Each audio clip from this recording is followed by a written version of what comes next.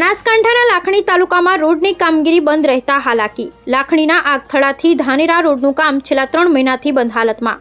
Mental પથ્થર પાથરી દીધા બાદ કામગીરી બંધ રહેતા સ્થાનિકો લોકોની મુશ્કેલી। સ્ટેટ હાઈવે ઓથોરિટીની કામગીરી સામે અનેક સવાલો। હાઈવે રોડની કામગીરી તાત્કાલિક ધોરણે પૂર્ણ કરવામાં આવે એવી માંગ।